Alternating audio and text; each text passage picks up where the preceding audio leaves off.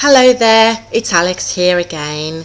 It's the 4th of August 2010 and it's day 4 of my healing process to heal myself from chronic fatigue syndrome. A few hours ago I posted something on my Facebook wall and I said to people I'm about to record the video, so if you've got any questions post them on here and I'll answer them. So I've got a few questions here that I need to answer. So let me start with that first of all. Emily wanted to know how I'm coping with cravings. Do you know what? I haven't had any yet, which is quite amazing, because I remember when I did this before, the first few days were the hardest, but I think I've learned along the way that transitioning into this is quite important. So I just want to talk about that briefly. When I did this cleanse before, I went all in quite drastically.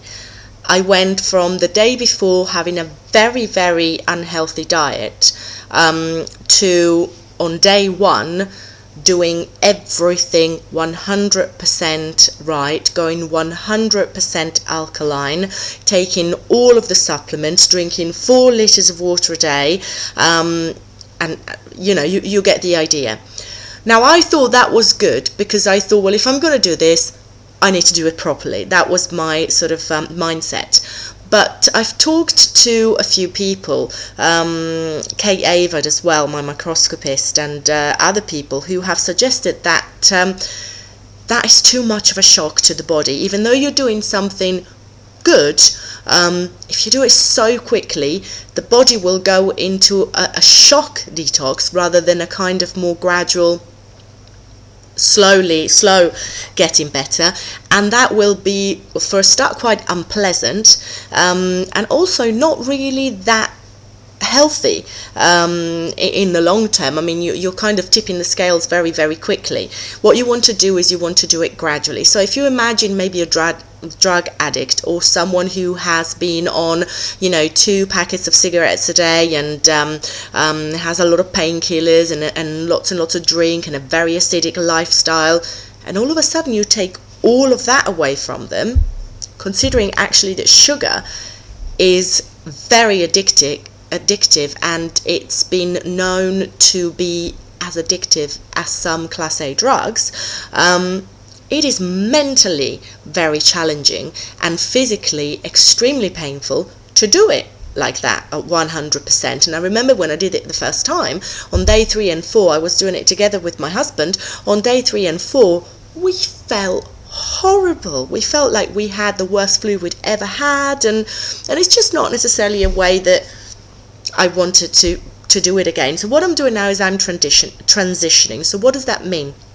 That means that I am, instead of going from the silly person that I am, drinking only a couple of glasses of water a day, to 4 liters a day, I'm just doing the best that I can, and I'm making sure that I don't drink any less than a liter a day. So I'm upping it slowly. Instead of going 100% alkaline, I'm making sure that my breakfast is 100% alkaline, my lunch is 100% alkaline, but maybe at dinner time I might have a tiny bit of grains or millet or quinoa or something, a fairly alkaline grain, not every night, but just to make sure that I don't go into a shock detox, and I'm doing it quite slowly. Eventually I want to get rid of all grains. They are evil, and all sugars, but at the moment I'm doing it quite slowly to avoid this kind of shock thing. So transitioning is good, and Dr. Robert Young talks about transitioning actually in his book Sick and Tired, and also in his book The pH Miracle, which I've read. And you can transition very slowly. You can take about a year to go from acidic to alkaline, or you can do it a bit quicker. I'm hoping to transition for sort of 2-3 weeks tops by the time I become quite alkaline. So at the moment I'm drinking about 2 liters of water a day, but I haven't started on my supplements. From tomorrow I'm actually going to start taking my chlorophyll, and I'm going to start making sure that I have my Udos oil every day. But if I had to think of all these things at once on day one, I would have felt as if I'd failed already, and I would have said, you know what, let's start next week. So it's never too late to just, you know, get on the wagon. Another lady, Ruth, asked, what have you found most effective to manage the pain? I talked about my muscle pains with the ME, and you know what, I've never actually taken anything for my pain, which now I'm thinking is a bit silly, you know, to just sort of sit there and take it when I could have looked into some natural or herbal remedies that might have helped with that. But I just kind of took it, and I kind of saw it as part of the illness, and I knew I wouldn't take any drugs and painkillers and stuff like that, so I never really did anything about it. Paul Murphy says that to make sure that these muscle pains go as quickly as possible, I need to make sure that I've got magnesium citrate. Oh, I hope that I pronounced that right, but I'll definitely look into that. I'm pretty sure that my green drink has some of that in, but I don't know how much, so I'm going to be checking that tonight, and I'll let you know tomorrow. But I was looking at the ingredients that my green drink has in it last night, and it has a lot. It gives me a lot of stuff, which is good, so I don't have to take 10 different pills, but it's got a lot of stuff. So but I'll share what there is in that tomorrow. A really great question that Louise asked is, you know, I believe in this diet so much, but is this for everybody? And that's really interesting.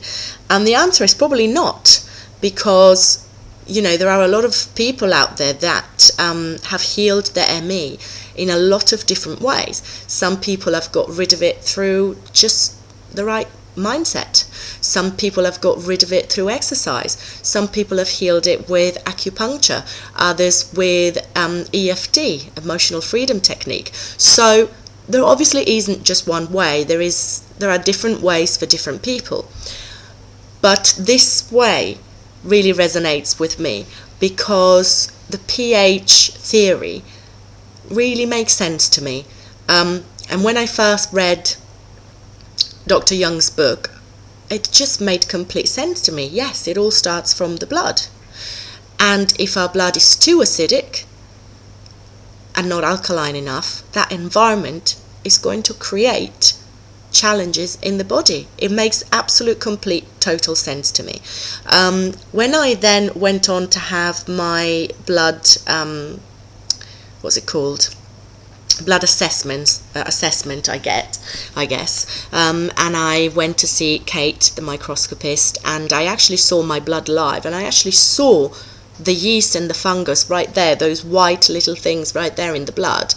I'm a very visual person anyway, so I saw it, and then after the 30-day detox, that I'm talking a couple of years ago now, my very first detox, it wasn't there anymore. So, you know, to me, it makes complete sense. It is acidity, it is a fungus, it is candida, and this is what I'm going to tackle.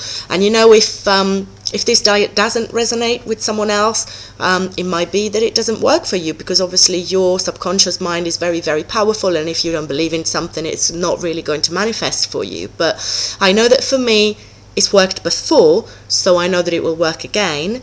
And I have complete faith in the fact that it will work for me again.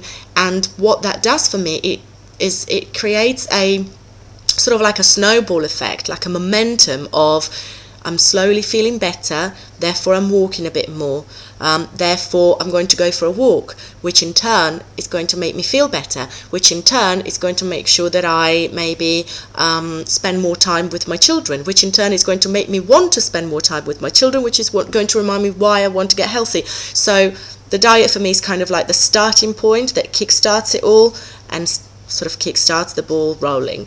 And I know it works for me, and just stick with me, and we'll see where we end up. Thank you for your comments on Facebook, on YouTube. It's really great to see how many people are following the videos, and keep them coming. And if anyone wants to do this with me, you're very welcome. Add me as a friend on Facebook, and we can make that happen. All right, see you tomorrow on day 5. Bye.